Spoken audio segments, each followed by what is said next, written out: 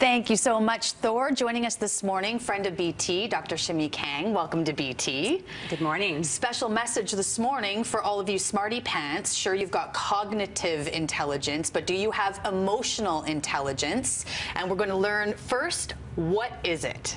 Well, I say it's the secret sauce of success. It's one of these things that we all know, but we don't know. The word emotional intelligence isn't heard of by a lot of people. Some people have. But really what it is, and it's been linked to success in leadership and in life, is our ability to understand our emotions, other people's emotions, to use that knowledge to guide us in decision making, to have social skills. We're fundamentally social animals, humans are. And if we have the ability to connect on an emotional levels with others, to inspire others, to lead others, it can lead to success in all aspects, personal and professional aspects of life. So when I hear you say all that, I immediately go, okay, I think I might be emotionally intelligent, but meanwhile, online, if I ever do the IQ tests, I fail them. So what's more important, emotional intelligence or just a general cognitive ability? Well, we need both in life. The IQ is technical skills and memorizing things and holding knowledge in our head, and that is important, but that's becoming increasingly less important with internet, and we can look up the answers. What we need more of as the world is changing more into a modern era where we have access to knowledge is how we use that knowledge. How do we connect with people? How do we inspire people? And how do we motivate ourselves? So I researched this quite a bit in my book, The Dolphin Parent, and what I found people saying is like, you know what, for example, I had an engineer CEO saying, I've never fired an engineer for lack of technical skill. They can figure that out, but I fired many for lack of getting along with people, managing their emotions in the workplace. We just can't have those kind of individuals in our settings and in our lives. So that's where it becomes a problem if you don't have it. Can we talk about some really specific examples of when someone is kind of showing off their emotional intelligence? Well, I think we actually want a lot of emotional intelligence. So empathy.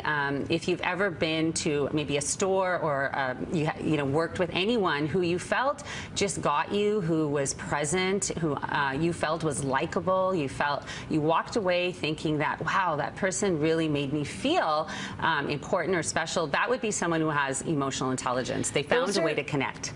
I have a couple friends who are those people who, no matter who they're meeting, they always make that person feel like they are the most important person in that moment. And that is emotional intelligence, then connecting with that person, seeing what they need in the moment. Yes, that's super cool. Absolutely. And what we know is that's actually how decisions are made. We think decisions are made with our IQ, like logic, but salespeople know this as well, and we can see it in politicians, and we see it everywhere. But if somebody makes you feel something, that's really what guides our decision making, is our emotions. And you can't fake it. You can't fake it, no. Can we talk about how to improve our own emotional intelligence if maybe we're thinking, okay, I'm a little bit lacking right now? How can we step up a game? Really important question, especially now with technology. We're seeing kind of a slide in EQ because people aren't looking at each other, they're on their phones. Young people are growing up without the social skills. So there are specific ways to improve it. I think just being out there having conversations, especially with diverse people, making an effort to get out of our comfort zone. So talking to people of all ages, of all different ethnic groups, cultural groups, being curious about people in a non-judgmental way. All of that helps us practice our EQ. And also mindfulness, so just taking some time to be quiet and tap into your own emotions and figure out what's going on inside. Am I angry? Am I upset? Am I hopeful? And labeling those are all really effective strategies. And as a mom, when I hear you saying all this, my kids are 5 and 8, I immediately think, what can I do to maybe start teaching them about emotional intelligence at a young age? For example, my son is 5. What can I do when I go home today? You know, it's really interesting that it's such an important predictor of success, but it's not in our school system the way we needed to. Luckily, this year, the BC curriculum has added it in. Great. But we're not teaching it like we teach math. And I've actually gotten together with a group of wonderful educators and teachers, created a program called Dolphin Kids. Great. Do you have a website? Yes, it's www.dolphinkids.ca. Great. And dolphinkids.ca. I'm definitely going to check it out. We have to get to break right now, but it was such a pleasure to meet you. I was really looking forward to this. Check out dolphinkids.ca and stick around for more BT.